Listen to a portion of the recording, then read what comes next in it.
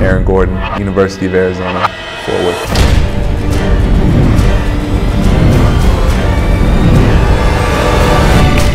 Aaron Gordon, welcome back to Campus Insiders. You're certainly on this network plenty during the college basketball season. And of course, I remember back in October visiting with you in Tucson for bonus cut of the Seth Davis show. And I think about, and you mentioned to me that you watched that recently, which is interesting to me. So I want to start with that interview because as I recall, you were this very alluring combination of this kind of wide-eyed freshman, really excited to start practice finally in college basketball, but you definitely had a very steely confidence. You were not one of these guys who wasn't sure whether you could compete at a high level. Yeah. So compare what you know now to what you were thinking back in October. How did the season measure up? Obviously the season didn't end how we wanted it to end. I know that it is difficult to win a national title, even if you have really good players, It's a one and done, which means every single game is a game 7, no matter how hard you played the game before. You got to come out and give it your all because it just ends like that. If I had another shot at it, you know me, I think we would win it all. I thought we were going to win it all this year.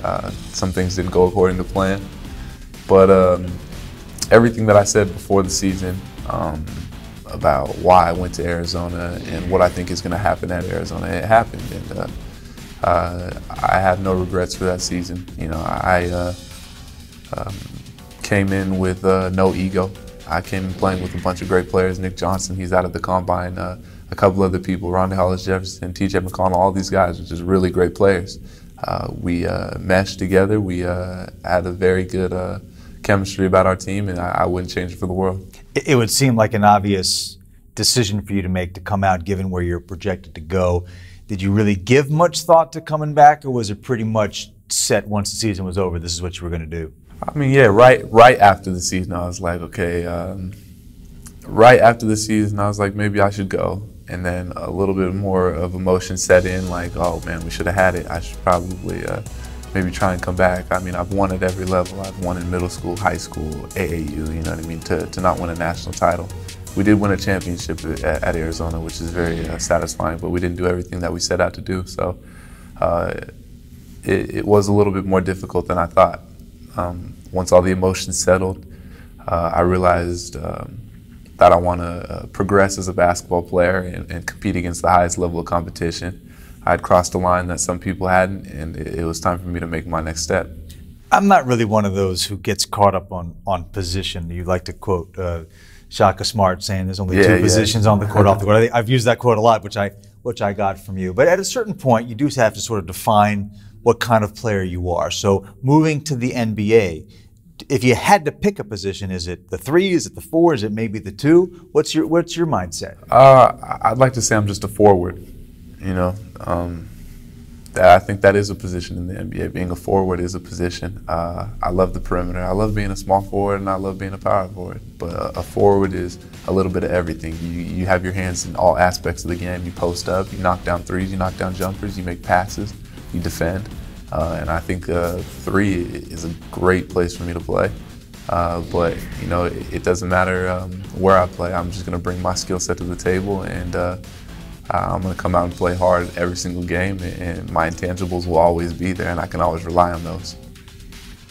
It's no secret that if there is a weakness in your game, it's your shooting, specifically your foul shooting. I think it was, 42.2 if I'm not mistaken. But who keeps track of these things? Yeah, who's keeping count?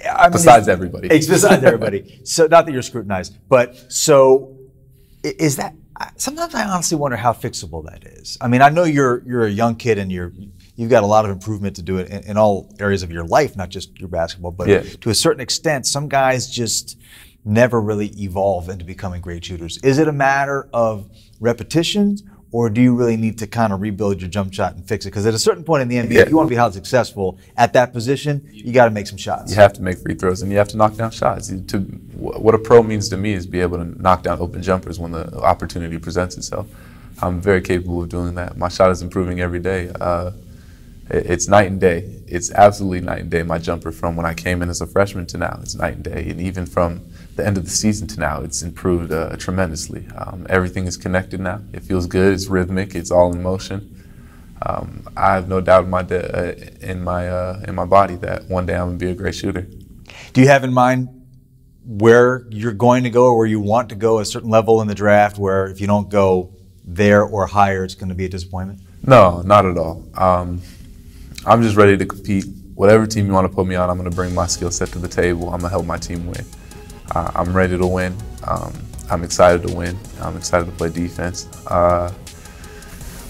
It really doesn't matter to me where I get picked. I'm going to love whatever team I go to with all my heart. It's going to be my team. I know basketball is always going to be fun for you, Aaron, but in a lot of respects, the fun part is over. This is a business now. You are becoming a professional athlete. The dynamics in the locker room. You're used to being in the locker room with guys who are your buddies. Now you're in the locker room with guys who sometimes the better you play, the worse it is for them. And it's a different world now for you. Is that intimidating? Not at all. You know, basketball is always going to be fun to me, even though it is a business. I'm worried about playing basketball and being the best I can be. And as I progress as a player, that'll keep it fun for me. The more moves I learn, the more skills I get, the better my shot gets. It's going to remain fun. Well, I don't know if there's such a thing in this world as a can't miss, but with your ability, your character, your intellect, your outlook on life, I know that great things are ahead for you. So I'm sorry we only had you in college for 1 year, but don't be a stranger, and we still get to watch you play. So best of luck. Appreciate that very much. Thanks for stepping by.